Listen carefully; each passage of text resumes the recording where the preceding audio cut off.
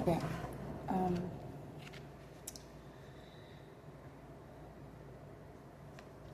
So for the past couple months, I was working, and the job itself was triggering. Everything around me was extremely triggering. Everything was extremely triggering, mentally, emotionally, spiritually. But I kept my head up, kept my head down, did both in order to do the job as it needed to be done. And I did. I kept to my responsibilities. I did my work. And I knew that once the job was done, I was going to need a period of time to just recuperate. And not only recuperate, but really, I knew that the job itself, all those triggers were actually moving me into a transition, and that I was actively transitioning. That I, unlike normally, when I'm very conscious of that and kind of controlling the things around me as it's happening in order to make sure that I'm, going where it is that I'm trying to go, and that I'm transitioning the way I want to. This time it was all just about the release, and I kind of just had to let go of all of that control, and just trust that the universe was moving me the way that it needed to move me, and that when something was laid on my heart, I followed it, and that was enough. And it definitely cultivated some really intense strengths in me that I had not fully even been aware of in myself, truly. It definitely brought me to a place that was shitty. Brought me to a place that I in my heart kind of had always wanted to be, really, since I was a kid, but like never really thought that I could be. I was holding myself back so much for so much of my life. And I didn't even realize it, or I did realize it and was constantly frustrated with myself about it, actually.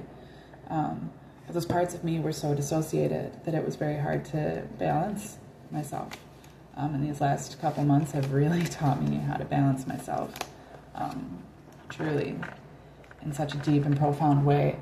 And I knew that the work, I just, like I said, I kept my head up while keeping my head down and just doing the work. And I did the work, and I knew that I would need some time to process. And so I've began processing. It's been a week now since I was working and at this job, this specific job that I did. And man, has it been a process. I've started sleeping a lot. I wasn't sleeping for those 2 months, so my body definitely needed it. But in that, I've also started dreaming again, and because I wasn't sleeping, so I wasn't dreaming. The only times that I would dream was when I was in the astral realm. It was only in the 5D, and that was really, that's different. That's something different. But now I've started dreaming again regularly, even though I kind of astral project a little bit, but yeah, so I've been dreaming again, and my dreams have been just wild. It's almost been entertaining for me, but at the same time, it's also been like, I've been getting rest, but it's almost like I just can't get enough of it. And so much of it isn't that I need sleep, it's that I need rejuvenation, right? And so I'm trying to do the right things to rejuvenate myself as well, and to kind of ground myself. So I've been working towards that. I am staying in a hotel right now because I can't move into my space just yet. So I got myself a room. I have it all set up, to, give me a nice atmosphere. Make sure I have all the things that I need, have my own space, and just something I've worked just so long for. So, being able to set myself up that way is in of itself a blessing. But in that, it's, like I said, I was being triggered for all these different things to begin with. Okay, so I went to Houston. A few days ago, and I stayed there. And while I was there, I had plans to visit friends and do other things, like go to comedy shows and stuff like that. Go on a couple dates with a friend, and that didn't exactly happen. I went out with my friend once. We had a nice time, but I also like, I found myself not having the energy for it and not being able to do the things I had intended to do upon traveling out that way.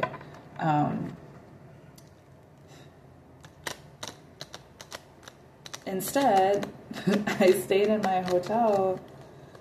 Like I said, I went out the one night, but then I stayed in my hotel and just had this crazy spiritual experience where it wasn't crazy. I slept for like 20 hours. But that was a spiritual experience, the dreams that I was having. And I still wasn't fully processing. Now at that time, like, it was almost like, how can I put this? So like working was like, okay, so it's like moving, right? Like you're getting all of your stuff together and putting it into bags, and you're putting it into boxes, and you're trying to organize it, and you're like organizing things that you haven't organized in like a really long time, if ever, really, you know, and you're like finding all these places, and you're like having to kind of consider the future when you take it out. I've moved a lot, and it's so much easier when you plan. I used to just throw things in boxes and go, and that was never fulfilling in the long run. So preparing yourself, you're boxing everything up where it belongs and stuff, and also making it easier to kind of live out of my car until I could move into my space. I wasn't sure if I was going to get myself hotels or not, but I have plants, so it was better for them than being in a hot car. So anyways, so it's like boxing all your stuff up. That's what working was like, because I already knew that my plan was to move forward and transition into a new position in my life, into a position that I have been working over a decade to reach, and was finally at that last little bit of being able to move into it. Now, granted, I still have plenty of work to do to get myself well established, but I needed my foot in the door, and this is what it took to get my foot in the door. And it's taken such a long time and so much cultivation to be able to get there. So I was very excited. It was easier to do the work, I suppose, with that mindset, with that in mind. But at the same time, like I said, there was so much being triggered about it, and so much like moving into it, and so many different stressors and stuff that I kind of wasn't fully deeply processing. I was just doing the thing, right? I'm packing up all my stuff. I'm not like really thinking about what it's going to be like in my new space. Like, not even just physically, it's spiritually. But I'm doing the work. And, you know, then this past like week has kind of been that transition of like, as you're moving, now you have all your stuff packed up, you're like in the moving truck or whatever. For me, it's always a vehicle or a car. Well, usually, or it's a backpack on my back.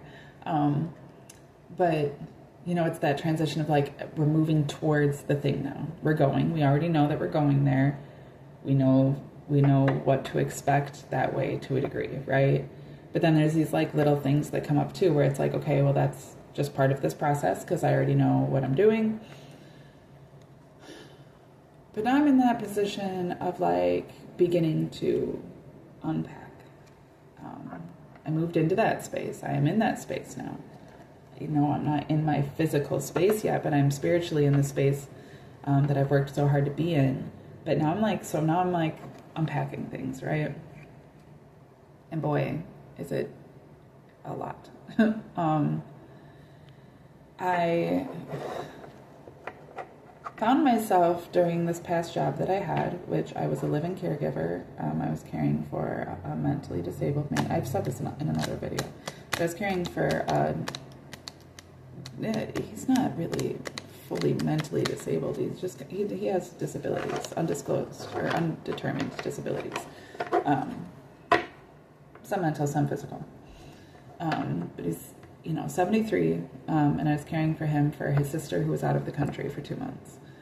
So normally he's being cared for by family, and he has a whole team of nurses and stuff like that, but he's generally just used to being cared for by one person, by family. Well, it's not that that's what he's used to, because he's been in homes and stuff like that, but that's how it's been for a while, and that was my goal, was to care for him the same way that his sister would care for him, you know, if not better, if not adding on to it to make it easier for both of them. And I found myself a really weird thing. Now, I'm trying very carefully to not, you know, like break any HIPAA laws in disclosing any sort of information. But I kept finding myself, and it was mostly when I was kind of not really thinking, right? When like either I'm super frustrated, so I'm like saying his name kind of like without thinking about it, like just in emotions, or when like we're just happy kind of doing something and I'm not really thinking about it. I kept finding myself call this man Michael. I didn't always do it out loud. I would do it like in my head, and I'd be like, why do I want to keep saying Michael? That's not even like a person. I had a boss named Michael. Everybody called him Mike. I liked calling him Michael. But that's about it. It's not like it's a name that's been common in my speech. It's not somebody that is actually close to me. I haven't had a client named Michael that I'm aware of, that, and especially not that I had this type of relationship with. And my client's name was not Michael. And so it was very weird to me that just kept coming out. And I'd find myself being like, why am I saying that? That's so weird. Why am I saying that? And then just being like, okay, kind of just like, that's weird. And being like, it must be, there's something in me that's making it. Well, and then at one point I realized, like, in like the way that I had said something to him, like the relationship that we built was so natural and so weirdly natural. It was just so strange. And I realized that and I say I realized, I don't even fully know how to express these things, because I can't say that I believe in them the way that maybe they've been portrayed. I don't know, but I can't deny the things that I experience spiritually. I don't know what to make of those things, because I try to go about things very logically and like scientifically. So if it can't be proven multiple times the same way, like I try not to hold too much validity to it. But at the same time, my personal experience is valid. It is. And so I kind of just go with these things, and they are what they are, and I let them be what they are, and I try not to hold too much to it. But like the impression that I got was that it was from a past life, that there was a past life relationship that I had that was very similar to the way that I was caring for this man, or that was very similar to the dynamic that I had with this man who needed to be cared for. In some degree, but we had like this deep, like it definitely was like a deep relationship. It's like and I've had this plenty of times, I tend to be very close to my past lives in that way. But yeah, when you like meet somebody and right away, like you're super comfortable with them in certain ways, or like you have no problem calling them out about certain things right off the bat, like that, you know, those types of things. I also found it interesting that the day that I was leaving, or the day before I was leaving, my friend's wife, friend who we were talking about, she was telling me that I should watch this show, like something like See You in Our 19th Life, on Our 19th Life, or I Met You in Our 19th Life, or something about Our 19th Life, something like that. 9th Life, 19th Life. But it's a show about past lives and how these people like continue to meet, even though like in their past life, like maybe they were siblings, maybe they were parent and child, maybe they were, you know, enemies, like that the person that robbed the other person or whatever, destroyed the other person's life, whatever. And then, you know, it kind of goes through all their different past lives together. And the conversation, we were talking about it, and, you know, we were talking, it was such a weird conversation to randomly have, to be honest, but she's generally good for that. She always kind of lets me talk about the really weird stuff and actually, like, doesn't make me feel weird about it. But I was talking, and like I was like, I think that's part of what's always been drawing me to the places that I've been and to the things that I've done, is because I am trying to heal from past lives, and I'm trying to get back to when that cycle began, because obviously like the cycle of past lives, the cycle of reincarnation is a karmic cycle. And releasing my karma and healing from my karma and moving into my destiny is actually a way to stop that cyclical experience. It's something that I think most people truly crave in deep in their hearts, but maybe don't know about and don't know how to express and don't really want to believe. But yeah, I believe that like there was a time long ago that I started a karmic cycle that I have been slowly healing from and having to forgive and having to understand throughout every other lifetime. And I think that there's been lifetimes where like I have done the work and I've done a good job, but then the next life, like I got a little prideful and it ended up just like those things weren't fully gone. So I could then, you know, oh, now I'm safe, now I'm good, now I can engage in these things, and then just fucked myself up for another couple lives. So then I'm having to make up for it and having to heal from it. And like this life has been so weird for me. This life has been so weird for me because it's just been constant, and it's been something that like I don't even know what to do with. I really haven't known fully how to acknowledge these things, but like I have a lot of dead friends. I have a lot of dead family members. I was born practically with a dead dad. You know, my dad died when I was 6 weeks old, and so like I've always been extremely close to death. I've always been extremely close to my dead dad, and I've actually only gotten closer the older that I get.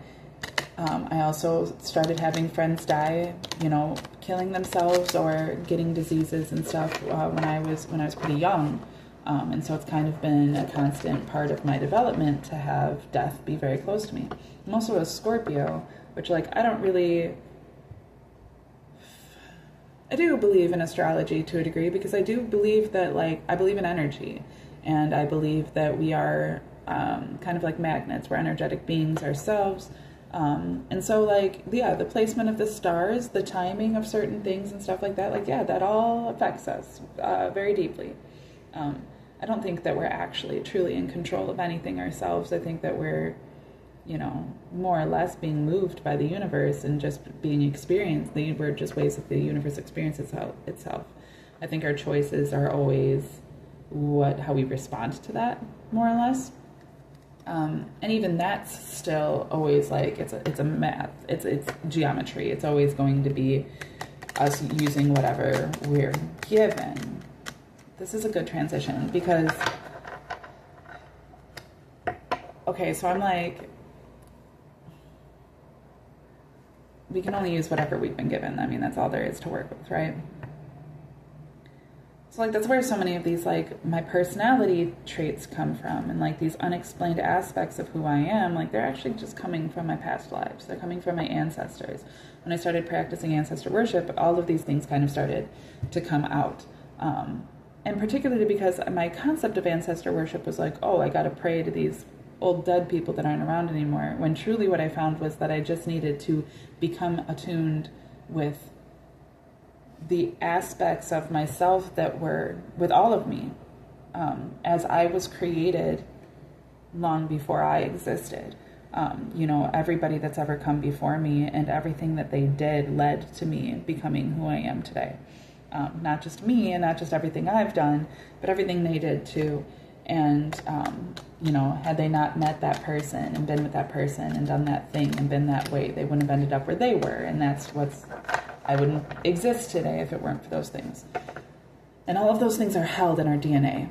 All of those things are moved down through our DNA. That is the information in our DNA. And if you can decode your DNA, you can understand yourself. And if you can understand yourself, you can start to understand the world around you.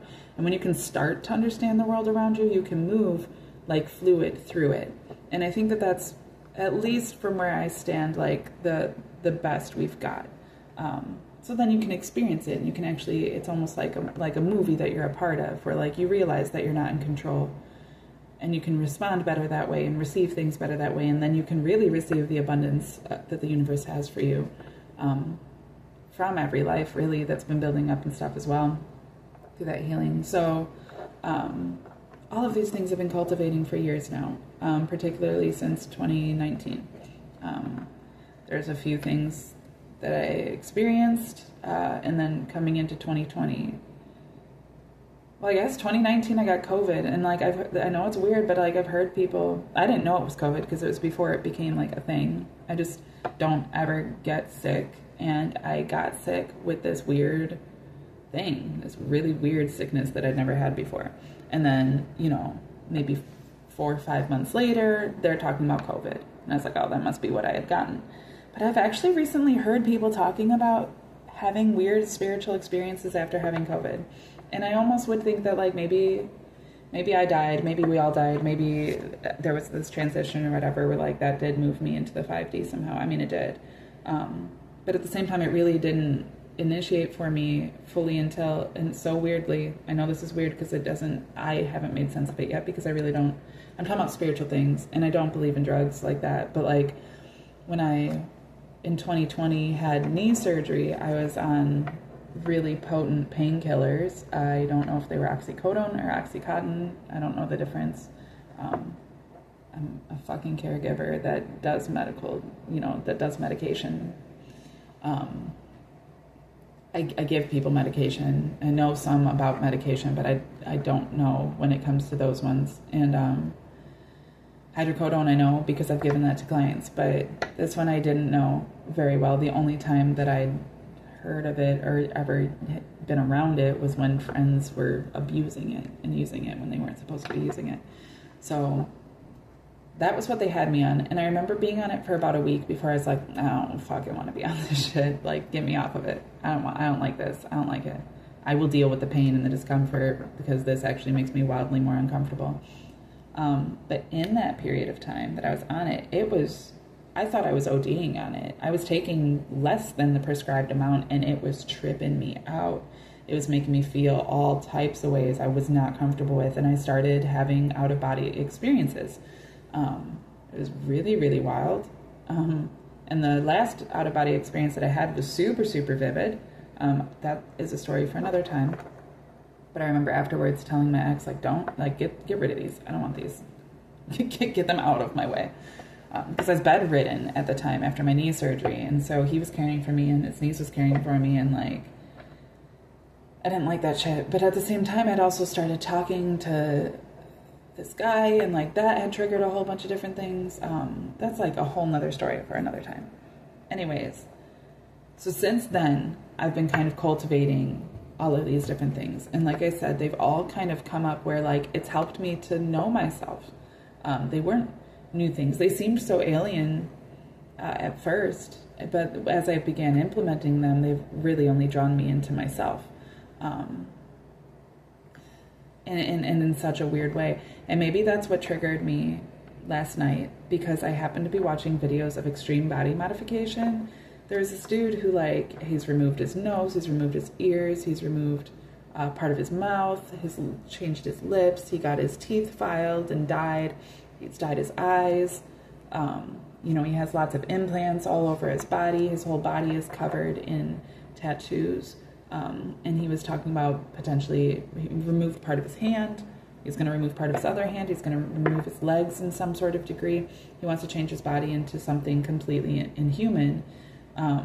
And what he was saying about it was like, that's part of it, because it's actually taught him about himself that way, and it makes him feel like himself. And I know that, like, the way I grew up, people would say that that's demonic possession, and it's hard not to see it as such. And I think that there might be a degree for some people, but this guy in particular was unique, I think, in that way, because, like, I understood what he was saying. It was actually deeply profound about, he struggled with dysmorphia and dysphoria, both, but that in being able to kind of push through those things in these crazy, weird ways, he found himself. Like, he found, like, oh, I'm not that thing that was making me feel so crazy about myself. I'm not those things. Like, I felt so weird, and now without it, like, it's not even like, it's a self-expression, but it's not like he's trying to find himself in those things. It's that those things become a removal of the concept that he was those things.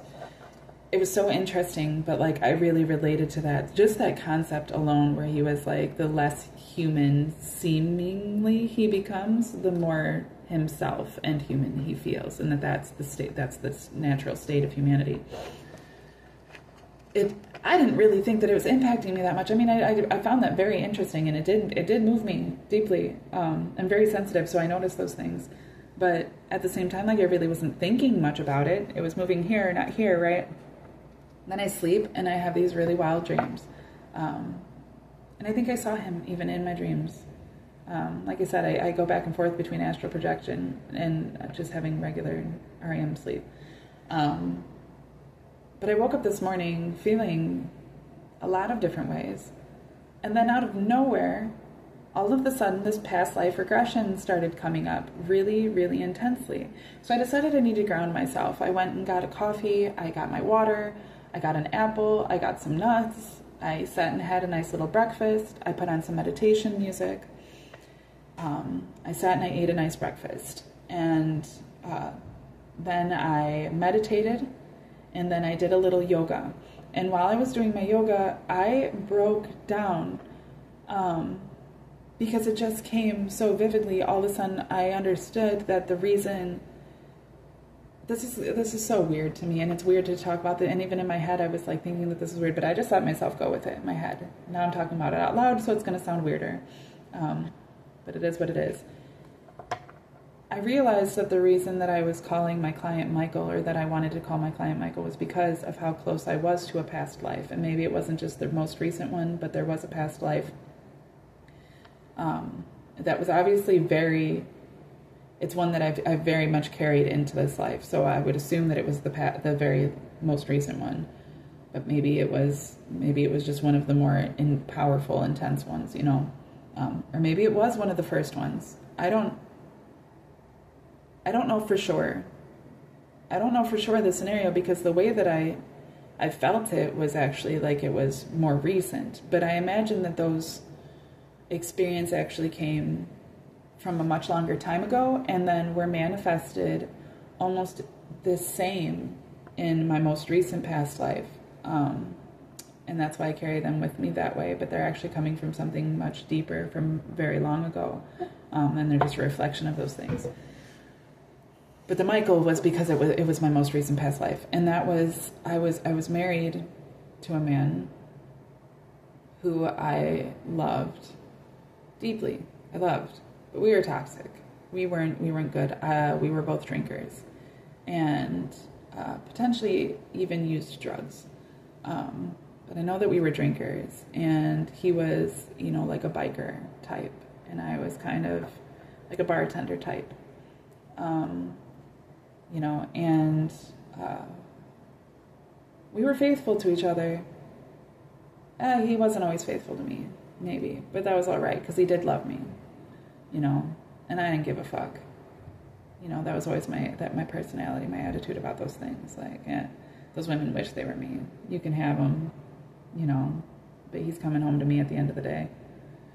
Sort of concept, which, like, I don't still hold to, really. I guess that's what I'm releasing too. But in this life, he got in a motorcycle accident. He was drunk. Probably with some other girl, got in this motorcycle accident and ended up being physically disabled. Essentially, like, you know, becoming a quadriplegic of some sort. And I had to become his caregiver. And I kind of already was his caregiver in a sense, because I was keeping up with the, you know, traditional housewife concept. But at the same time, you know, we were also less conservative that way because of our drinking and our partying. You know, I was working and stuff. Now I had to work more. I had to work constantly because he couldn't work anymore, and I had to pay for all these things. And now I'm taking care of him, and I'm wiping his ass and shit like that, what that I didn't have to do prior. And I did it. And I think at the time I was embittered about it. I wasn't happy about it, and I think I gave him a lot of shit for it. I think I constantly gave him shit for it. I think I tried to make him feel as bad as I felt being in that position. And I think I was mad at him because he had been cheating on me, and he had been drinking, and that's why he got in the accident. And I was like, see, if you know, wouldn't be with your whores all the time, this wouldn't have been happening. It's just karma. But, like, obviously it was my karma too, for the person I was, to have to care for him that way. And I remember, like, I loved him so much, but I didn't show it. I didn't show it. I was mean. I was cold. I was kind of heartless. Because I did the thing, but, like, only because, like, he needed me to. And, like, I probably, honestly, was so controlling and manipulative that, like, I didn't let other people help him. I put myself in that position to just be completely burnt out trying to help him, not letting anybody else do it, and then held it against him. Wicked, truly. Yes? Okay, sorry, this is way more backstory than I anticipated giving.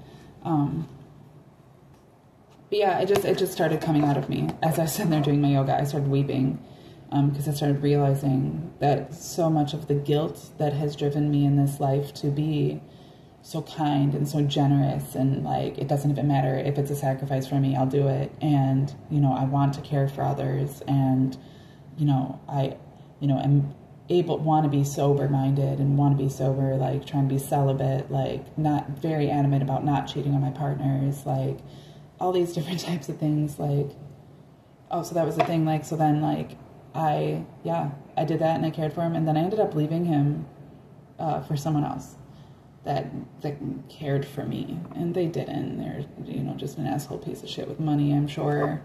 That too, you know, being about the money, you know, and then I like held that against him, and then he died alone, essentially. You know, he died being taken care of by people that didn't care for him, and I kept embittered about it, like, well, you deserved it, you know, and that's how I died, with that energy.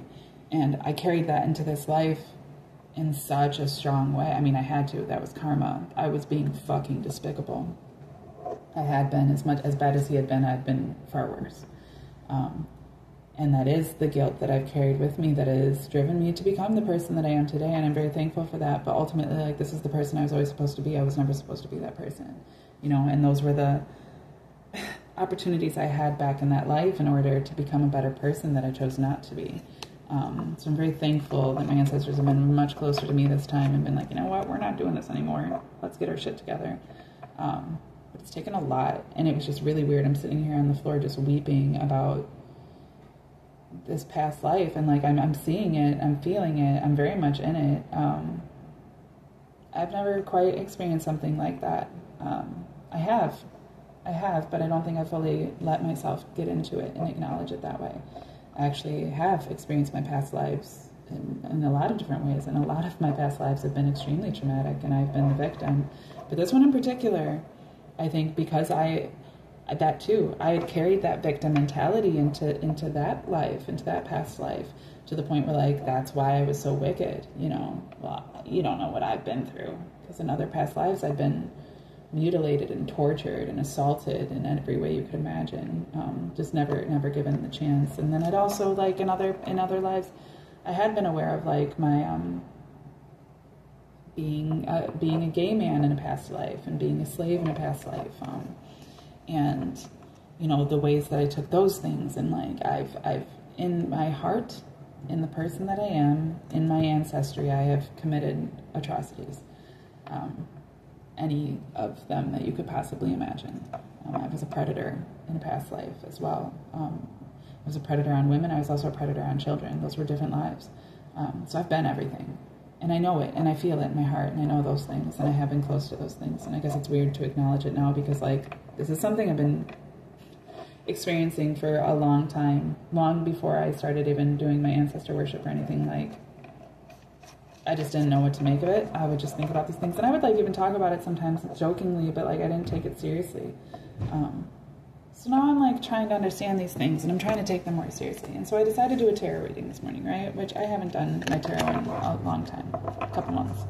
And I often don't, every time I do it, it's great, but I don't do it a lot because I don't feel adequate.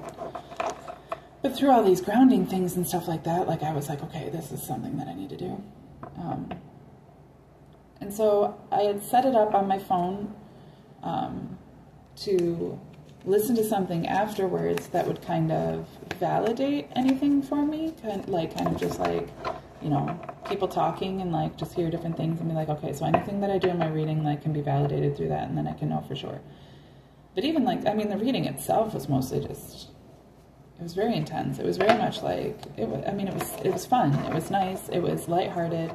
And it also taught me that the way that I do these readings is like casual and different. It's different than the way that I've seen them done before. And that's because I'm not doing them off of anybody else's anything. It came to me that this was a skill that I had that I should explore, and in exploring it, I found a way to go about it. So, you know, I kind of do, it's a mix between tarot and oracle, and then it's just like pulling from all of my other spiritual aspects in order to come up with something. And what I had originally started with the reading was like, I want to understand this past life better, you know, because I was very emotional about it. And then that turned into like, you already know really, and it's about focusing on what you're doing with this life. And so then it laid out like a sort of vision board of what the next moves are in my life and how that's going to look. And then it brought it to, well, in particular, the Eight of Wands had shown up, and that was the one that was kind of like confusing to me. I didn't really... The other ones, even when I was a bit confused, I could think about it for a minute and be like, ah, okay, I totally get it. And there's like jokes being passed around and stuff like that. This one I laid out then, what are my Eight of Wands? And I mean, the way it explained it was like, it's not anything I don't already know, right? And that's what that's what I was told while I'm doing it, you know, like all of these different things. And it's nice to be able to see them visually. But in the back of my head, what I was being told was like, well, these aren't things you don't already know. You already know all of this. This is just validation for what you already know. And that's kind of... I mean, that's good for me, but like ultimately that can end up being kind of narcissistic if that's all that you're looking for, right? So then I was like, well, tell me something I don't know. And that's when I was told that I should tape it. I've never taped a tarot reading, but that I should tape it and kind of see what the process looks like, show people what my process looks like, I suppose, to show me something I don't know. And when I said that, like, show me something I don't know, I heard in my head the voice of that dude back in 2020 that I'd been talking to being like, you can't know what you don't know. How are you going to sit here and like have tarot cards tell you what you don't know? Like you're literally just pulling from what you already do know.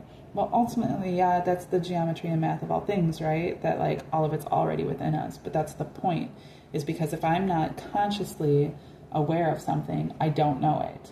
I haven't received it. I'm not aware of it.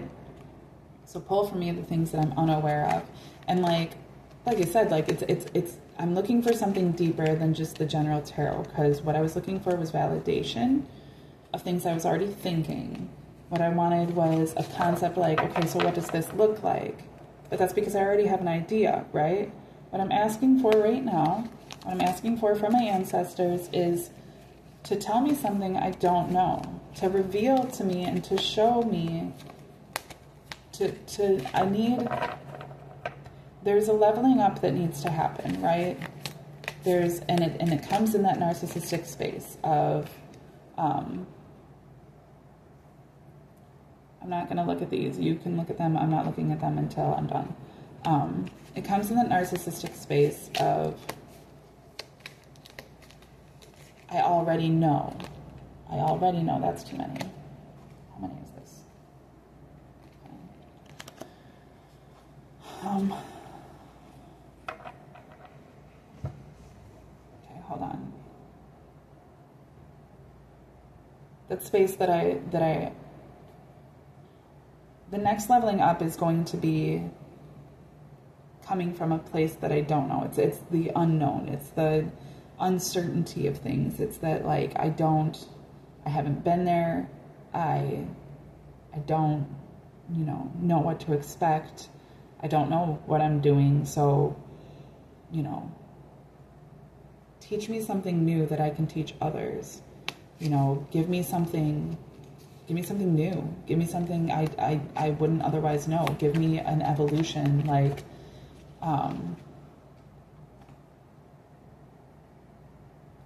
I want people to be able to see it. I want people to be able to see what enlightenment looks like in action. I want people to see what the leveling up looks like in action. You know, this is a skill that I have. I'm constantly going through these transitions. It's, like I said, me being a Scorpio, my symbol is death, which is transition. It's something that comes very naturally to me. It's something that's always come very naturally to me. So what I want is to be able to show people what that looks like, right? So I'm getting all my ancestors together, getting all my dead friends and family together in order to cultivate this into something new. Something new. I'm not even trying to think about anything anymore. Okay. Let me organize these. Okay, I can't help but to look at this one, but I'm not going to read it yet. Okay, so what? This is for this.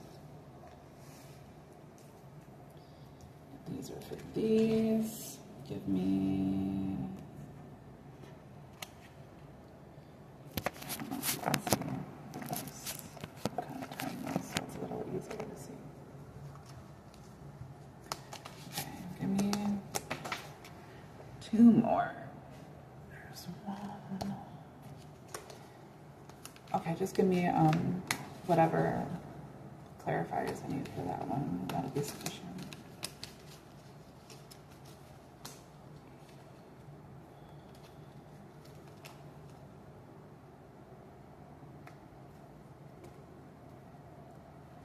Okay, so we're gonna go from here. Okay, so these are my clarifications. Again, I'm not looking at them or trying to read them just yet. Can I pause this? I gotta pee. Okay, well, maybe I shouldn't pause it so that you don't think I'm just checking them out or anything. Okay. Okay, fine. All right. Something I don't know. So I guess let me just turn these and read these first. Oh, shit. Okay. I'm in a bit of a mess, obviously. I haven't done this before. And I hadn't even done tarot in a long time, but... Okay, so I've got the 9 of Swords.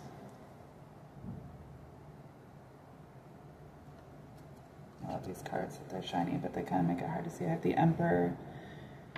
These are both upright. I have the 2 of Pentacles reversed. And I have the High Priestess reversed. Okay, so the first thing I notice, one, anytime I see swords like this, or wands like this, anytime I see certain cards, the way that they're portrayed, obviously, is intense and kind of gives a little bit of a fear. It's like, oh geez, that's something negative. But then I see the 2 of Pentacles, and even though he's in reverse, like he's the fool, he looks like the Fool to me, right? Like he's dancing, juggling even. But he's in reverse. Okay, this is all very deep. Okay. Okay, so our worries, concerns will keep us up at night. Keep us up at night. The last reading that I just had for myself, the Emperor came up in the reverse, and it was a reminder to stay out of my ego. To have him standing upright, and he has Aries on either side of him. Maybe one is Capricorn. No, I'd assume they're both Aries, I suppose. Yeah, he has ram's horns on his throne, and he has a scepter that is upright. He's also holding potentially a pentacle, but it doesn't have a star on it. Looks like a gold ball of some sort. The ego, so it's the ego upright, and it's like, what tends to keep us up at night? You know, on the bed, these depictions are nice. I believe this is the Weight tarot set. Yeah, AE Weight holographic tarot. on his bed here is a carved image on his bed, as if it's carved into the wood. And what it looks like is someone about to kill somebody. The one person's sitting in a defensive state and the other person's lunging forward, and it looks like they have a sword.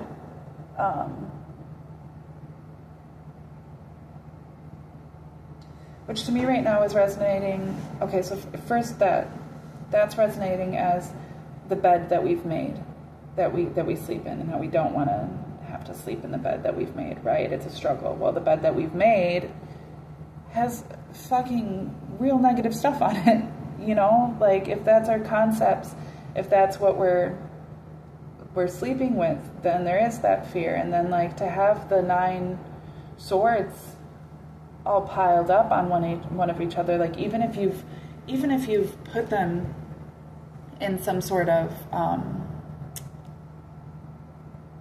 alignment, even if you've aligned them in some sort of balanced fashion, that's still kind of terrifying, right? Like, that's to be sleeping right next to them and stuff too, like how easily they could fall on you. So the whole atmosphere is leading, or at least triggering to that.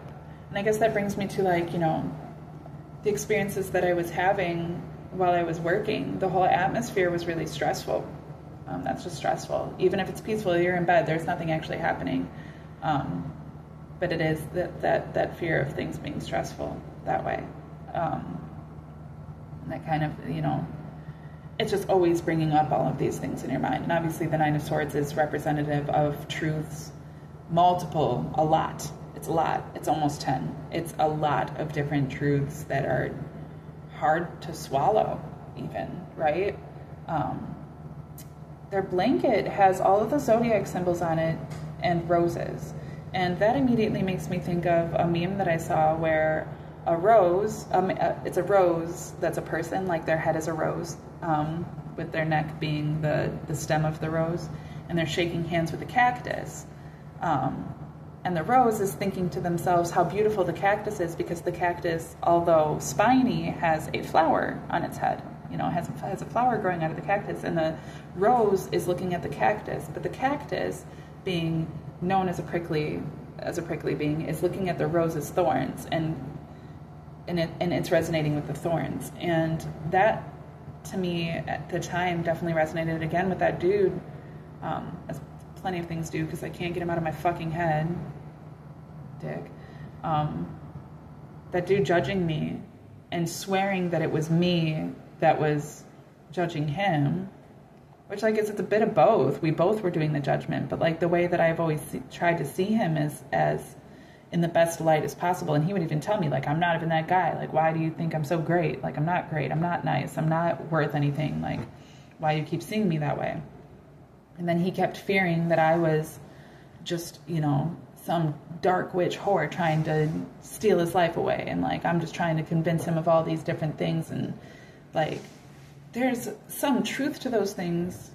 I'm not, but, like, okay, like, I do tarot. I talk to my ancestors. Like, I practice certain things that are considered witchcraft. So, like, that's where his concepts are coming. But his concepts are also coming from a judgment of self, obviously. Like, anybody's judgments are coming from themselves. And, like, you know, he, believing himself to be a prickly cactus, not recognizing how beautiful his flowers are, notes the thorns in my rose and, you know, is like, see, you're just the same as I am. You're terrible. Which is like, I'm sitting there looking like, you're not even terrible. You have beautiful flowers. So that's what I think of when I see the rose. And I do resonate with myself as being the rose. And there's all of the zodiacs there. So this is me. This is me in my stressful state, right? And even that's the thing, as I'm sitting here on the floor morning doing my yoga, I have my head down on the ground. You know, I'm in a worship position, and I'm weeping. And I'm weeping. And I'm weeping over the loss of a loved one. I'm weeping over the guilt of not taking proper responsibility for them. I'm weeping over the fact that now I'm afraid, and that's one thing I caught myself saying to them, to my husband. I was like, I've clung to this for so long that I don't know who I am without you. I can release you, and I'm thankful to release you. And like that had brought all these emotions of being able to release him. Maybe not all of these swords are bad, but there was a definite underlying tone of worry, fear, concern, you know, that I don't know who I am. And I would say that that is reflective of the ego, which, like, the Emperor in the upright is positive. The Emperor in the upright is everything. The Emperor has all of his shit together, is perhaps a little cold, but largely in part because he's already got it figured out. Right? Okay, hold on. So, because I don't just want this to be a personal reading necessarily. So, the Two of Pentacles, he's juggling the Two of Pentacles, and like I kind of have taken the infinity symbol wrapped around it as metaphorical, but as I'm looking at it right now, like, well, it's not metaphorical, it's really there. It's green.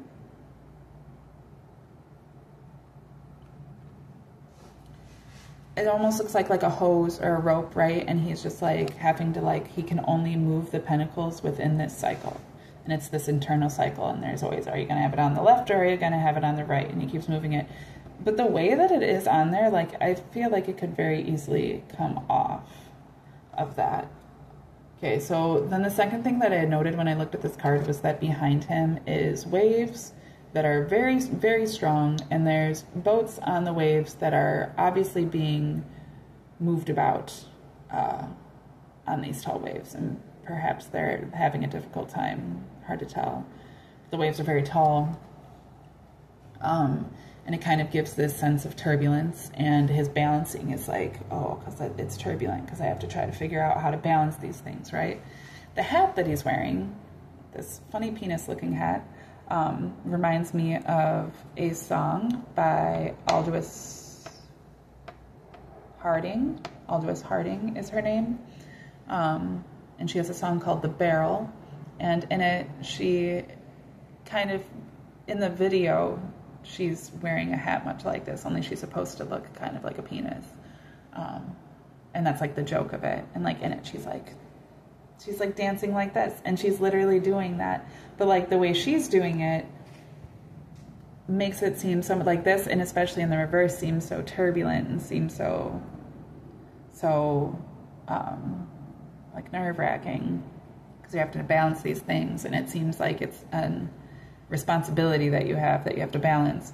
But what I learned from my last reading too was that at least right now in the energy that I'm in, the reversals actually just reference the capacity to alchemize those things. And so thinking about her being there and like dancing it out, you know, like that's kind of the concept. And like I said, like he actually looks like the Fool. And if you were to get rid of the pentacles, or put the pentacles in his pocket or whatever, and get rid of the rope that's holding them into this cyclical sense of balance, well, things would be far less turbulent. He could actually appreciate those things and just dance about it.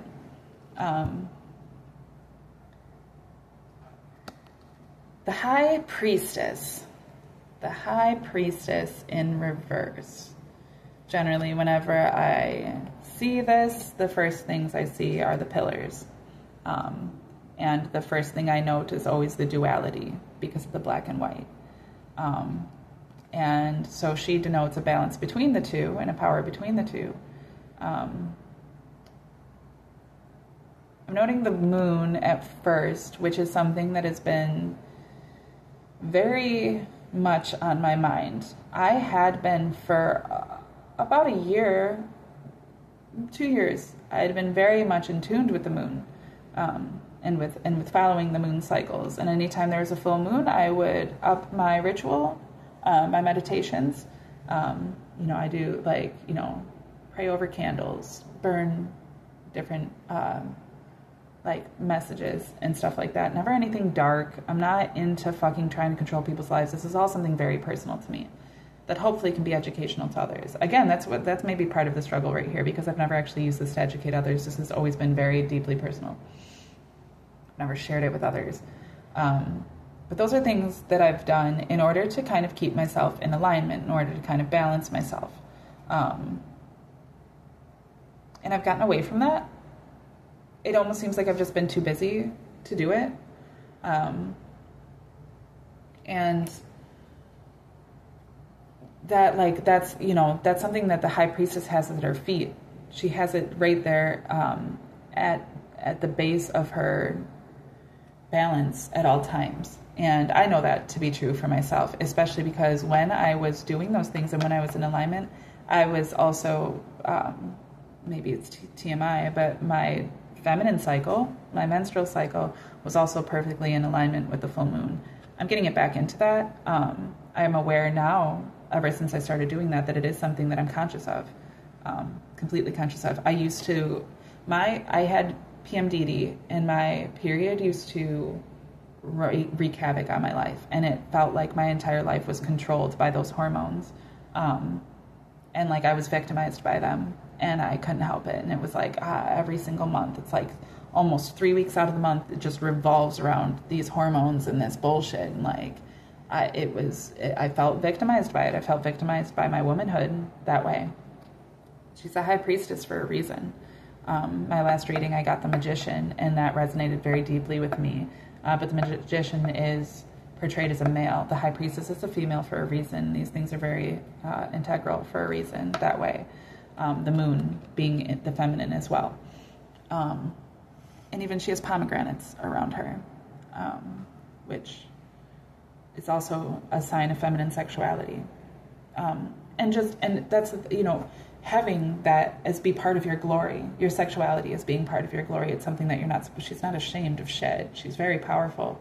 And she's standing between the two pillars, and there's a balance there, you know, which are phallic in nature. I used to be controlled by those things, and since I've gotten on top of myself, the more in balance with myself I am, the less out of control those things are. And I found that to be very true, that it's directly related. Our stress levels are directly related to the ways that we're choosing to respond to things. Often we feel out of control to our capacity to respond away. And then that's when the stress kicks in, and then we're out of control, and then it's affecting us physically. It's manifesting all these different physical ways. You break it down, you bring it back into your own sense of self, and you'll realize that you actually are in control of all of those things. You're in control of if you get cancer, you're in control of if you're fat, you're in control of if you have ED, you're in control of, you know, any sort of, like, you know, all of it.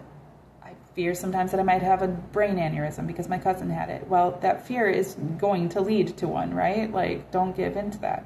Don't give power to those things. Take care of yourself. That's part of, like, the grounding. I start to get in fear and into stress. Okay, well, then drink more water. Eat something good for you. Go hug a plant. Like, go feel yourself connected to things. Quit disconnecting and then manifesting illness into yourself. Okay. I really gotta pee. Okay, so I'm gonna pause this. I'm not gonna move these cards. You're gonna see that they haven't been touched or they haven't been moved. I will read them as soon as I get back. Okay. Okay, so that's an initial thing. Now I want to, that's still based off of everything I already know, okay? That's what I already know. My clarifiers, which all came out face up, I turned them down until I had gone through this. My clarifiers, I want to be what I don't know.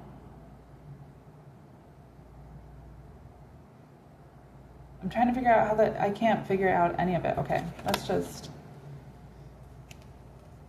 that is a lot.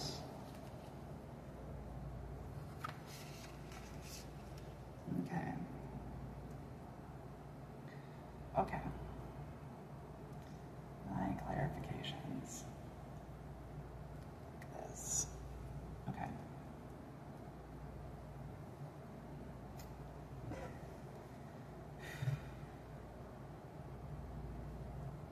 I haven't even looked at it yet.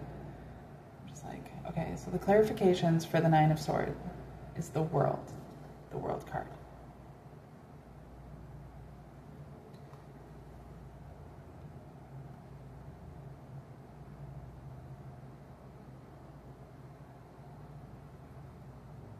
So what I note is that the World card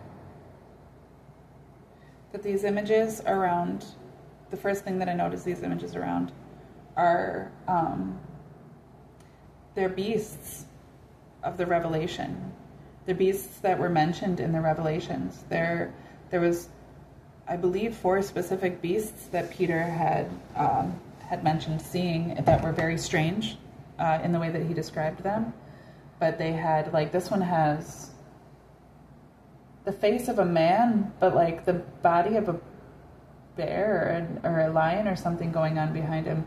This one has the face of an eagle. This one has the face of a lion, but also it's almost man-like. And this one has the face of a bull that is also kind of like a lion and kind of like a man. That's what it, and I feel like those were very specifically the beasts that were mentioned. They're in the clouds. This woman has wands, 2 wands. She's wrapped in purple with red in her hair.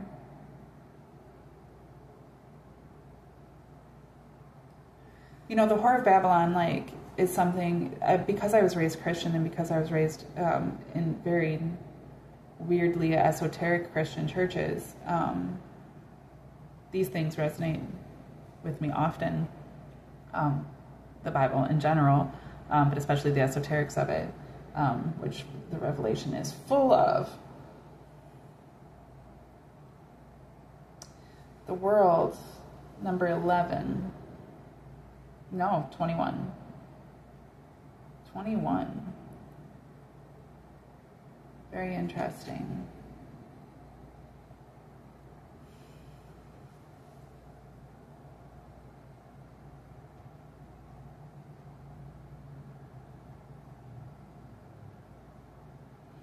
The thing is, when you first look at the image, though, it's so bright. You know, the sky is blue and there's clouds and she's floating and she seems peaceful and there's a reef.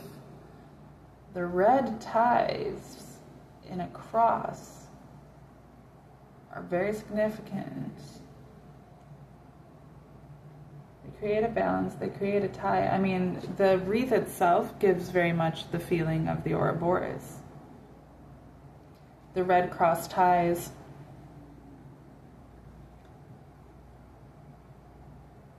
give the feeling of it being like the double Ouroboros, really. The infinity. And even the way that things are wrapped around. So to me right now, it's denoting that there's things that are always out of our control, and there's things that can always be perceived as negative. You know, I'm saying this because it's the clarifier for the Nine of Swords as well. Always out of our control and perceived as negative. But, you know, like the beasts of the Revelation or the Whore of Babylon or the sense of the Ouroboros, or even worse, the double Ouroboros, which is like not just a cycle, but an eternal cycle, right?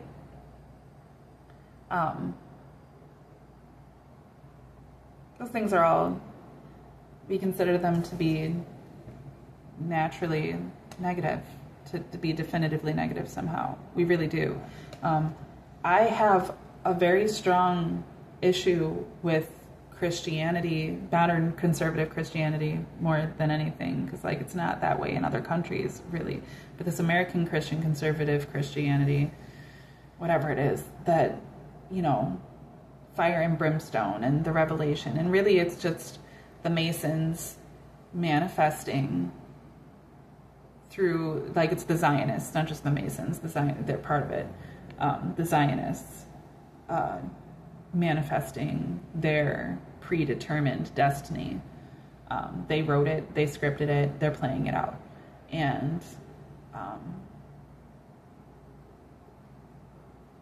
the innate sense of negativity comes along with that script.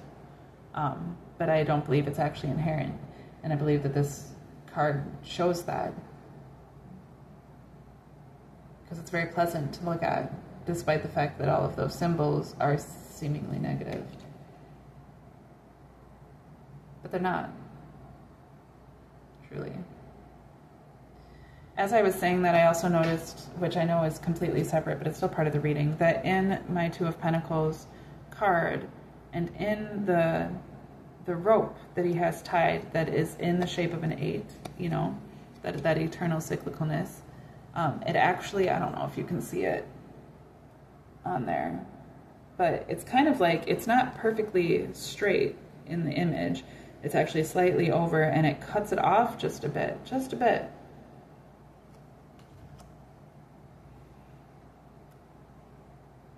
Which is so funny, because I'm right, as I'm saying that, like, I know it's a drawing, it was probably not intentional, but at the same time, that's the point. It's the sign that even things that seem so definitively one way aren't. You know, so like I said, like, even, I'm laying here under all these swords, and my bed has war crafted onto it, and I'm covered in, you know, a blanket of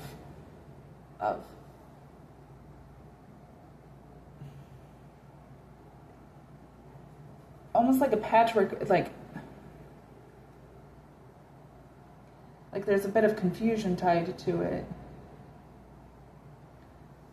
It's like like all things, like it's just overwhelming.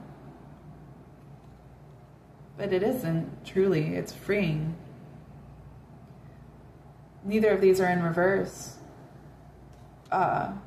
Which, like, the alchemization of things, like I said, like with the cards and stuff, and I'll continue to do that with the reversals probably, but denotes the alchemization. But truly, the greatest, like, the whole concept of being able to turn anything into gold, like the greatest alchemist doesn't actually have to have material anything turning into material anything, because what good is gold outside of material aspects? If we're talking about the spiritual, you don't need something tangible in order to make something good. And I think that that's maybe part of there's so much, like, image in this. There's so much metaphor. The beasts being in the sky in that sort of way that, you know, those things are always going to be there, but it's what you make of them. You know, so then we move into the ego and into the Emperor. And the clarifier I have is the Queen of Pentacles in reverse.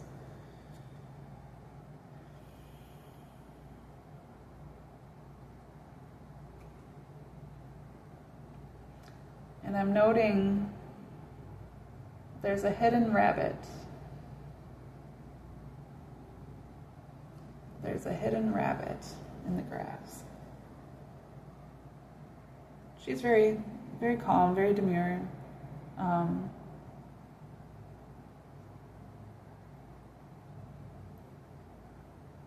She also has rams on her throne. But it looks like there's also pomegranates carved into it.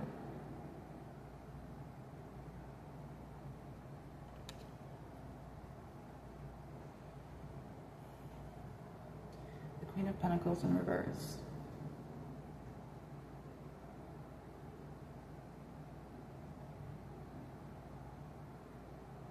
It's giving me a huge mental block. It's giving me a huge mental block. It's real weird. It's feeling very muddled, very blocked. It's like a straight, hard, cold wall.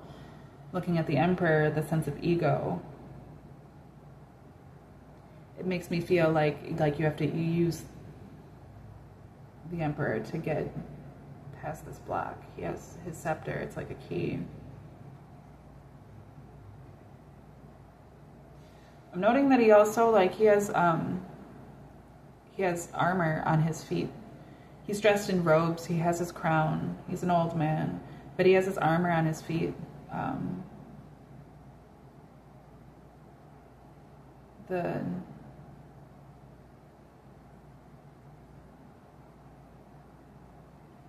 trying to think of the armor of God. The boots. The sword is truth. So the boots are something else, grounding. They give a sense to me, at least, that he's willing to go to battle. He's ready for battle at any point in time. Also, he stands in honor of the fact that he is a man that has been to battle.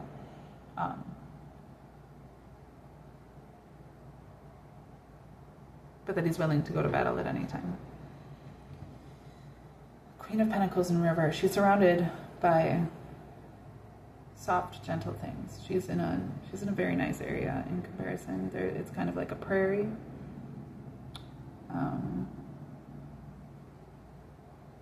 She's almost somewhat concealed by this rose bush.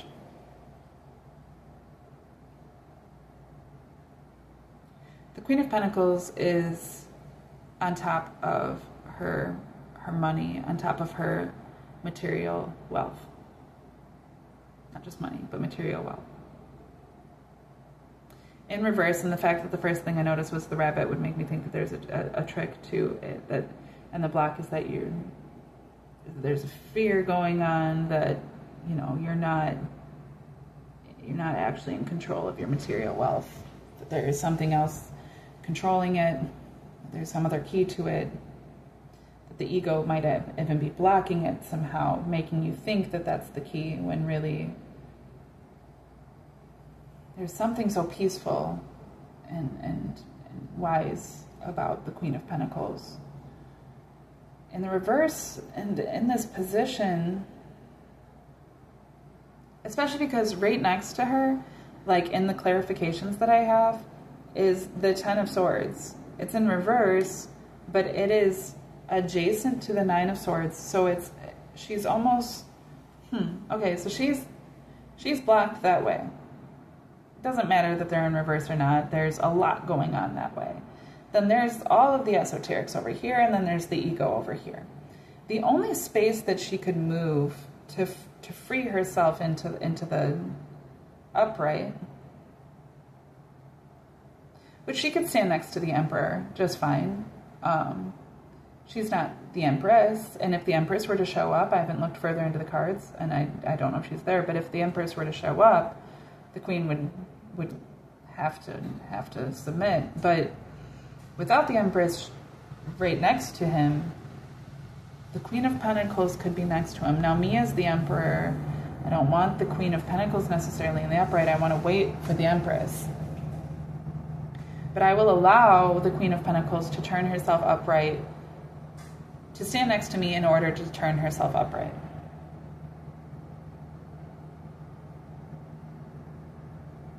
And that's right next to the Two of Pentacles in reverse, the balancing.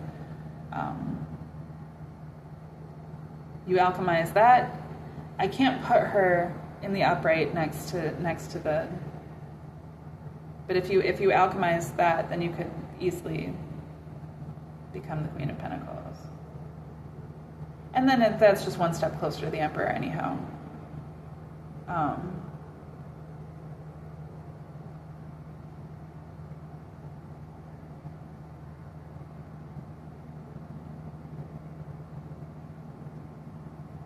In order to balance our material sense of wealth,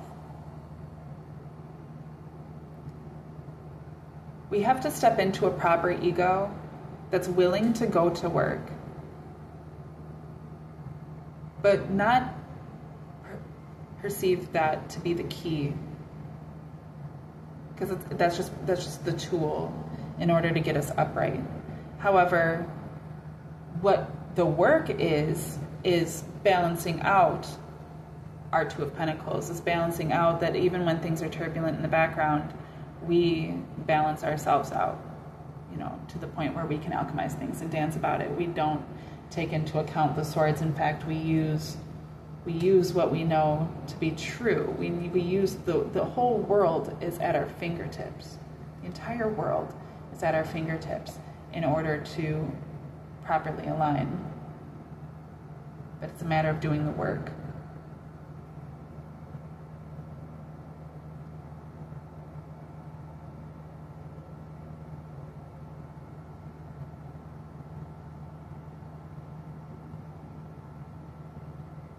I might have to come back to that.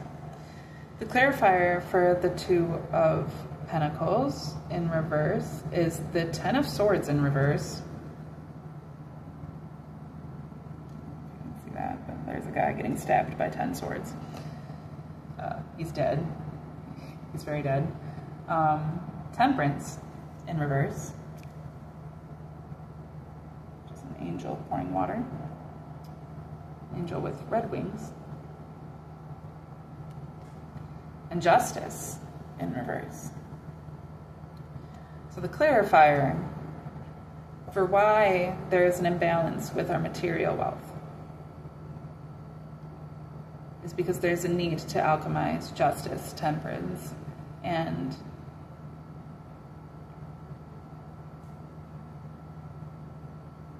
our hurt ego. Because if I were to turn these upright, in their position, justice, if I were to turn these upright in their position in order to turn all of this upright, in order to turn the Two of Pentacles upright, justice would be beside it, and the Ten of Swords would be beside it. And then I've got the Emperor between the Nine of Swords and the Ten of Swords in the upright.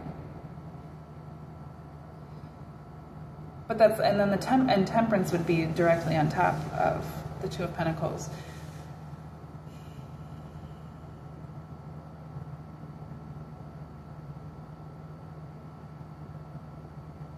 Okay, let me try this real quick, because I just want to see. Okay, so then we're going to leave that for a second, because that then leads us, if we turn all those things in the upright, oh shit, well, because if we've done that, we've also moved the Queen of Pentacles into the upright, but then she's directly under the Ten of Swords. But I think that's the issue, because we still have the High Priestess in the reverse. And in order to turn her into the upright, we have the Nine of Pentacles. 9? 3? 6? 9, okay. We have the Nine of Pentacles, we have the Ace of Cups in reverse, and we have the Queen of Cups in reverse. Okay. Okay.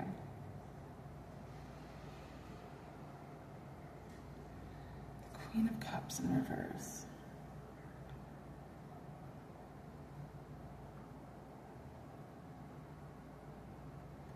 Okay, the Queen of Cups in reverse, this card is wild. I don't know if you can see it very clearly, but her cup right here is wild looking. It's got two seraphim on either side of it that look terrifying to me. I also noticed that she has a cherubim, little baby angel, holding a fish carved onto her throne, which I found funny because in my last reading I got the Page of Cups, and the first thing that was said to me when I saw it was, well, silly guy, he's got a fish in his cup. Get that fish out of there. Get that fish out of that cup. And it was in reverse in my last reading too. So the fact that we have the cherubim playing with the fish is like getting the fish out of the cup. Okay? We get the fish out of the cup, I already know. That's how we turn the Page of Cups over. Now he's looking at those things like they're humorous. It's okay. We had something in our cup that wasn't what we wanted in our cup, but it's because we're the page. We don't really know what we're doing. The first step is to be able just to acknowledge that and to be like, okay, well, we've got a fish in our cup. Okay. The Queen of Cups, which is the maturation of the Page of Cups,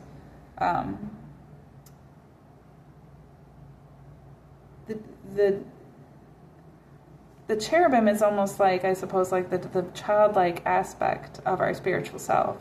And that's carved into her throne as having taken out the fish. Now it's playing with the fish, and the page is gone. The page has actually become the queen sitting on the throne. That to me, it's a great, it seems like a great evolution, really. But what's wild is this cup that she's holding, because it's scary looking to me. It's very scary looking to me.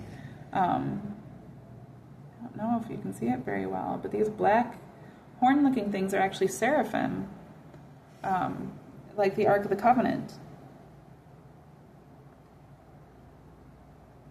You know, and she's right in the water. She's so much in the water that her robe is actually becoming part of the water. Oh, it's over here. Her robe is actually becoming part of the water.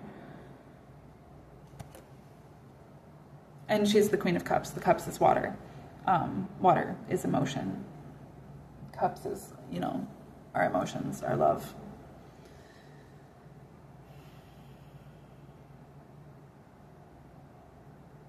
She's got all these pebbles, which remind me of my succulents. The pebbles that are on the succulents. None of these people had pebbles either. I mean, because she's right on the shoreline. And this cup is quite a cup. I don't even see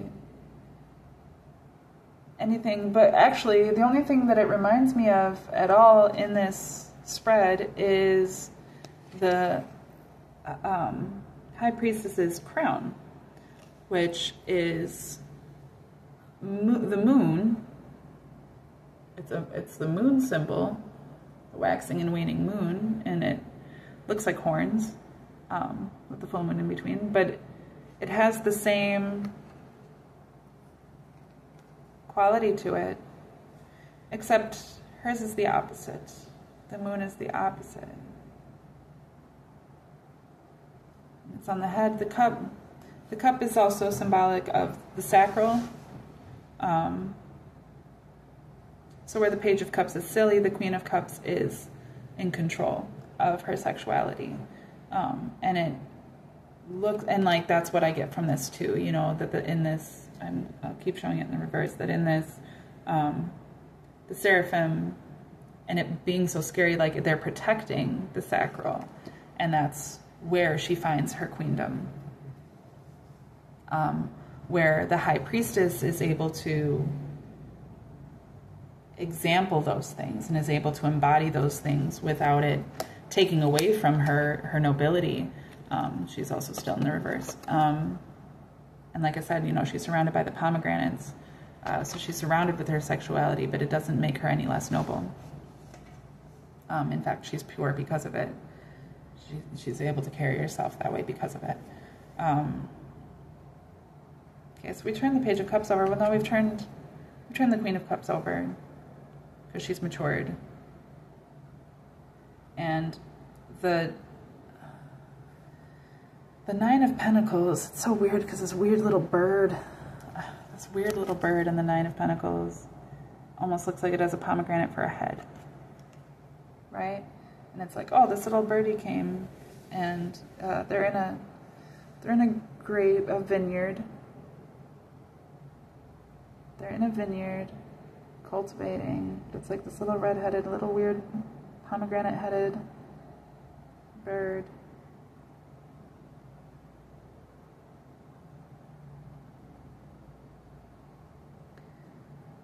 It's like a messenger, right?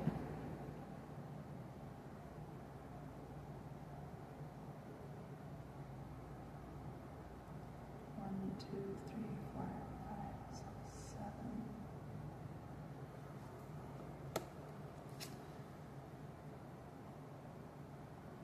The High Priestess is number 2.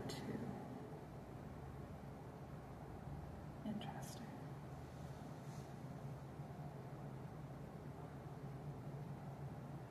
Okay, but if we turn the High Priestess up, and because she's number 2, and now that we can turn her up because we turned these up. Okay. Specifically, the Nine of Pentacles already was upright. The Nine of Pentacles speaks for itself. When you've done the work, when you've done this work, because it's leading up into it, when you've done this work, that is there. And that's where I'm at too, right? Like I've been able to have the material capacity to be able to get myself into the position that I want to be in, but I'm not fully there yet, especially with my cups. And that is leading up into being the High Priestess. But the balancer there is that in balancing out my cups, especially in the protection, because this is a maturation, so in the keeping of my cup, and then I'm able to find balance where I can give it as I choose. which allows, these were in the reverse. These were in the reverse, so let's put them back down here for a minute. This is in the reverse as well. But that allows my Two of Pentacles to be upright. Now we're dancing. Now we're just having a good time. When he's upright, then my Queen of Pentacles can actually come next to the Emperor. She's learning from the Emperor.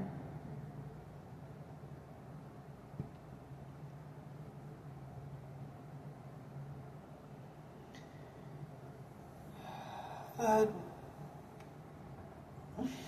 Ten of Swords over her.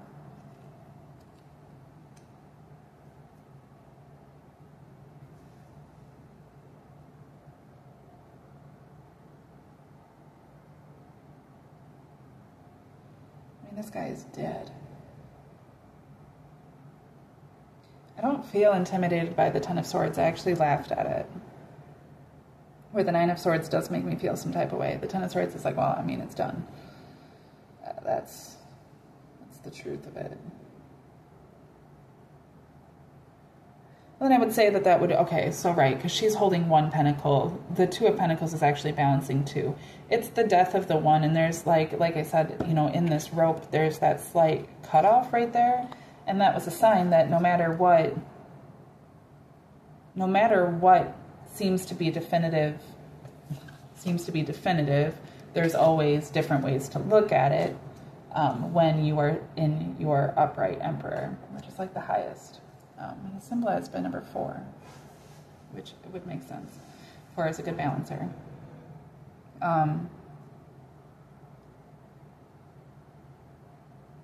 So the Queen of Pentacles is dead, okay? It doesn't matter. She still exists. She still has her money. There's still the Nine of Pentacles here as what is defining the High Priestess, or clarifying the High Priestess to a degree. So it's not that there is a loss of material wealth, but there is a death of the concept of the power that it has in order to bring into balance what is the second pentacle, which is temperance in the upright, pouring of the water into both cups. The sun is coming out. I'll show you, he also has an upwards triangle on his chest, which is, ironically enough, a necklace that I've been wearing lately. Out of a whole bunch of the necklaces I have, that was one that I grabbed and have been putting on. And for that purpose, it is the balancer. When you have a strong base and it comes up to the point, and even on the head of the angel, I don't know if you can see, but I see that now. On the very head of the angel is the sun symbol. There's rays coming out of the head of the angel. So the angel itself being the sun. Being the sun in its own right. Being a light in its own right. Flowers are growing. It has one of its feet. It has its right foot in the water. Its left foot on the ground. There's an ultimate balance.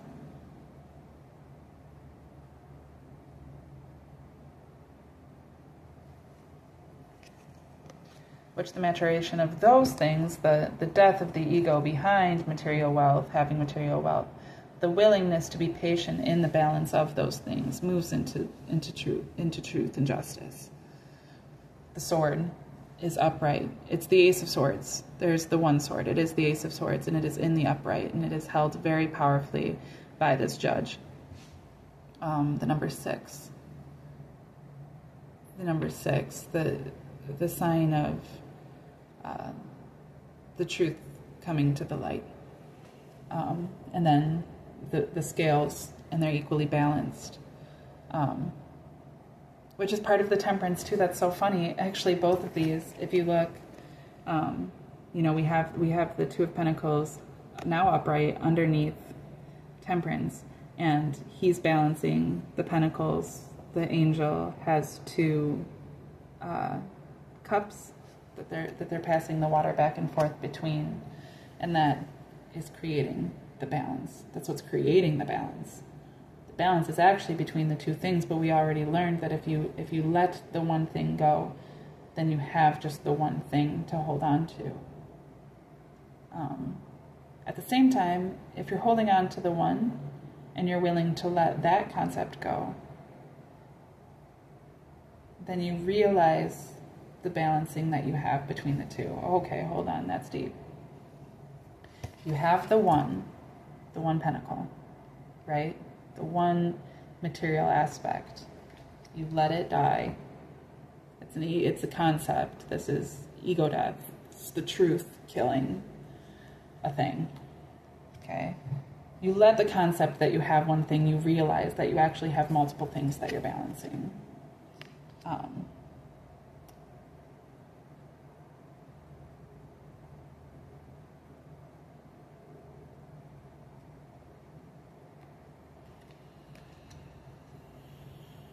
You balance those emotions. What I'm thinking when I say that is because I've already equated the Two of Pentacles with the world, and they both have the blue sky. The only other one that has the blue sky is the Queen of Cups. The Queen of Cups has this cup, like I said, that is very protected. Temperance also has the cups and is the equalizer, clarifier for the Two of Pentacles, and it's moving between the cups in order to create a balance.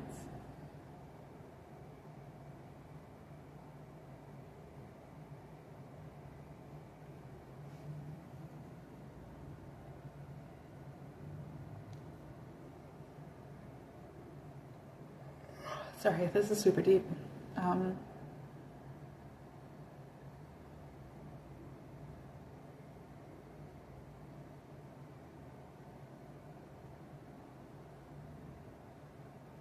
Yeah, once you have your justice, once there is that balancer,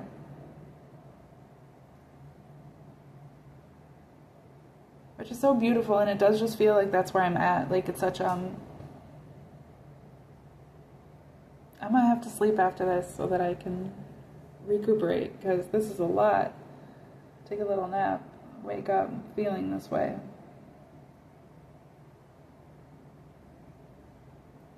It's the justice.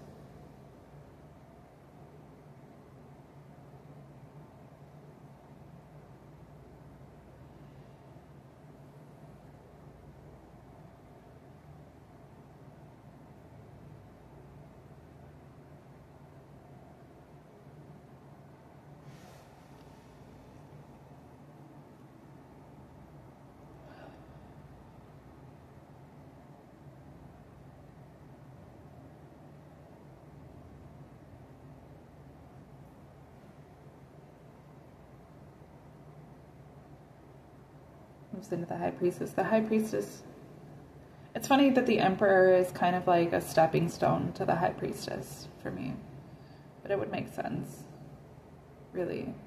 I mean, when you look at it too, because the High Priestess works for the Emperor, but really the Emperor is also working for the High Priestess, because what would be the point, you know? The High Priestess needs the Emperor in order to become what she is. But they're fully separated by many things.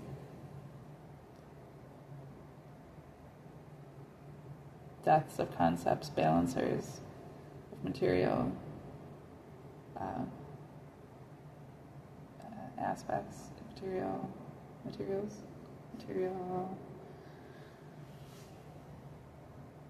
I'm like losing this, okay, because it's done. It's already completed. I feel like there should be some sort of wanting to bring everything together. This guy's got a bird, this guy's got a fish.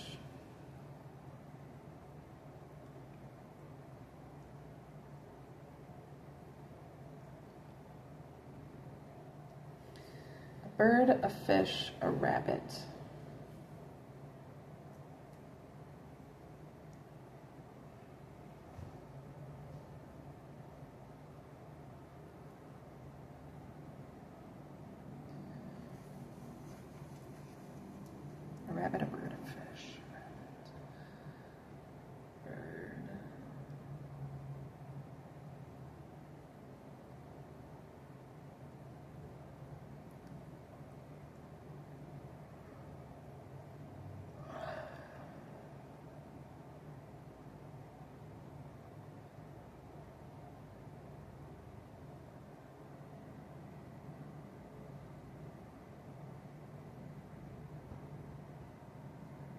That's the cool thing about tarot too, is that you can, I mean, depending on what cards you have, you can pull so much from them.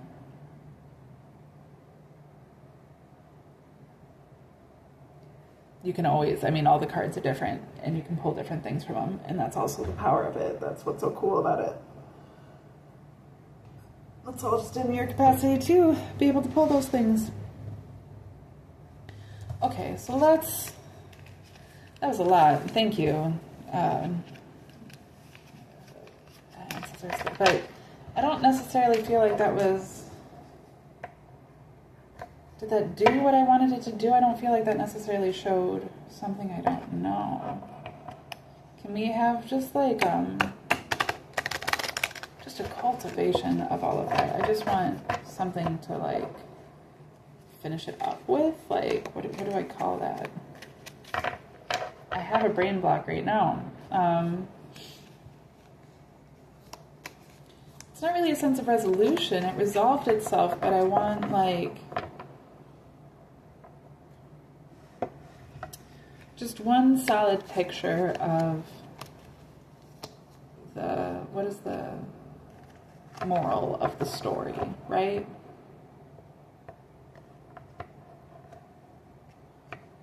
It's not necessarily the moral, the message. What is the...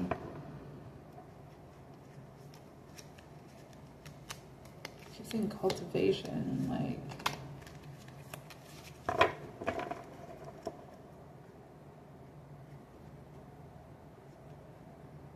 That's part of it, I suppose, right? Like, how are you going to try to know something you don't know if you're constantly looking for what you can understand? There's definitely something there. I can feel it, and it's making my right ear ring. Something I don't understand, and I want to, but that's probably part of the point.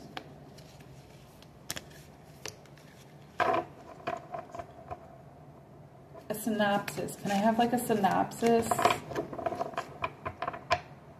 I really wanted to show... I mean, that was a lot. That was a lot, but then I felt the need to like even dig a little bit deeper, but I couldn't necessarily. Just like dig deeper there. But if you can't right there, like...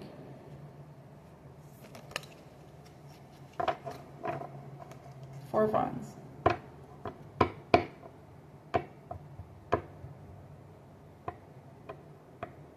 Looks like there's two people celebrating. They're upright and covered in a banner of flowers.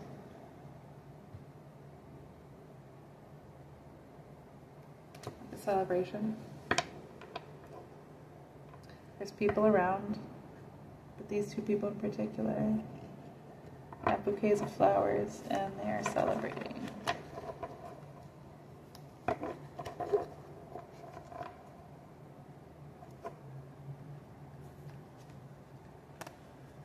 That makes me want to cry. Like in a good way, like in a sense of relief. A release, or like finally.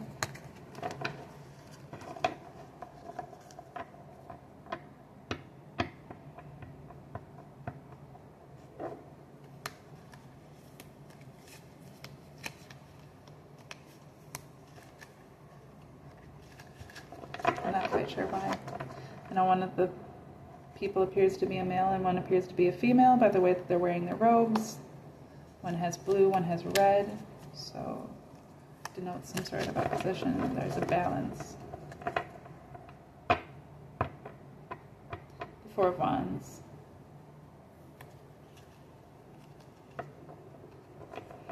The wands are like magic, right? The wands are like the spiritual aspect. There's the concept that, you know, there is something definitively negative, something definitively positive, but then there's also the alchemization of those things where what is perceived to be definitively negative can actually be used as a positive, and what is perceived to be definitively positive can actually be used as a negative. Ultimately, there's just a balance between those things.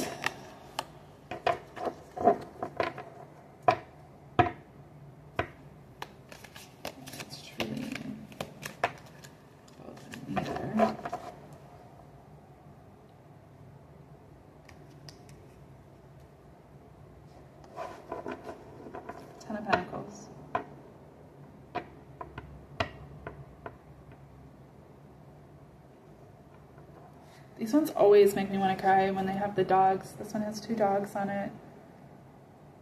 Which reminds me of my dogs. And these are such positive cards. And there's banners in the back. One is of a castle. One is of scales of justice. The man, the old man, who almost looks like the hermit, is now cloaked in a beautiful garment, with all these colors. And he's got his pentacles, and there's all these other pentacles. Well, he has 3 pentacles. He is one, the garment appears to be one, the dogs are one. There's a child touching one of the dogs, and the woman in front of the child appears that maybe she's been pregnant, but she's holding the pentacle, or the pentacle is right over her stomach. She's talking to another, and that scene in of itself appears to be a pentacle. There's 2 pentacles in the sky above the city, which just gives me a sense that right out here must be like the market or just the town itself. The covering which he has, not the covering, but the building that he's in has a pentacle on it, the archway that he's in.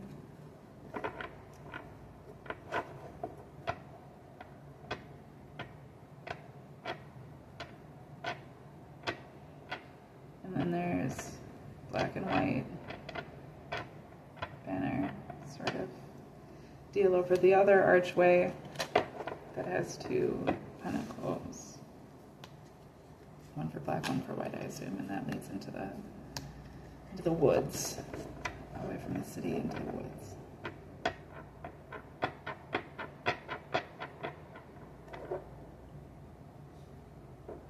Not so balanced.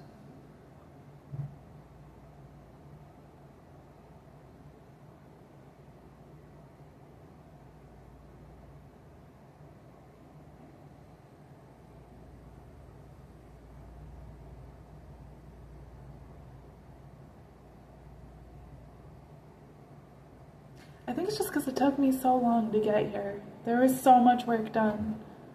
I am the Emperor.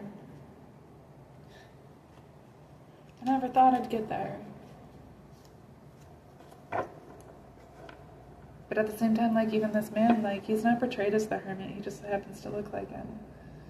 In fact, he's more portrayed as the Emperor. To a degree, he's not on his throne, but he's dressed in such a beautiful cloak, in such a beautiful robe.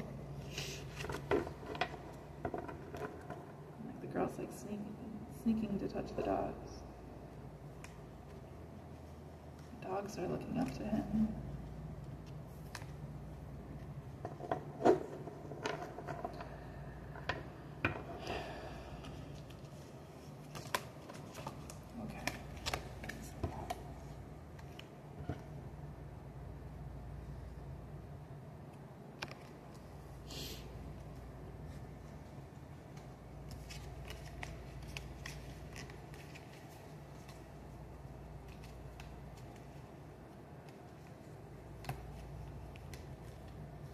Just very personal, I suppose.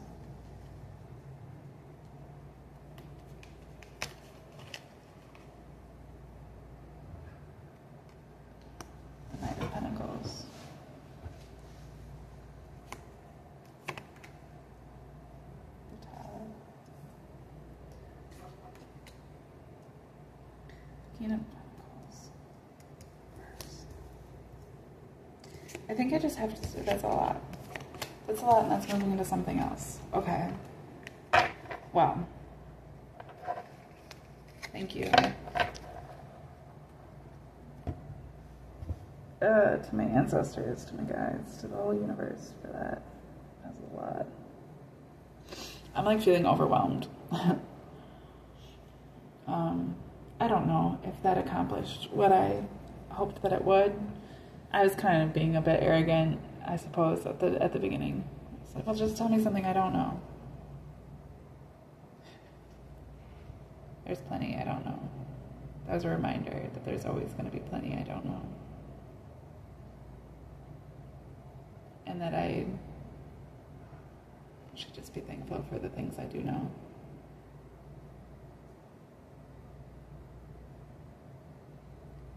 And it's okay to release these things. Because I've been carrying a lot.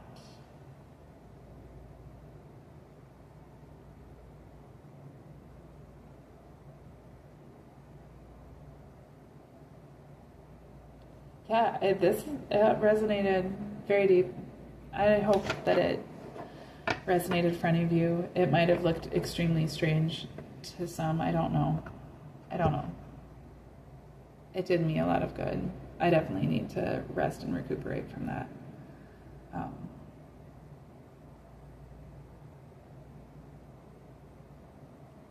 But thanks for watching. Thanks for listening.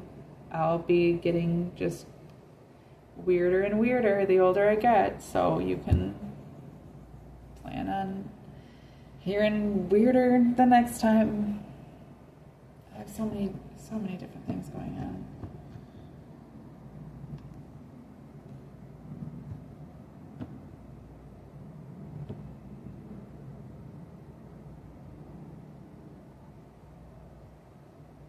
Yeah, okay.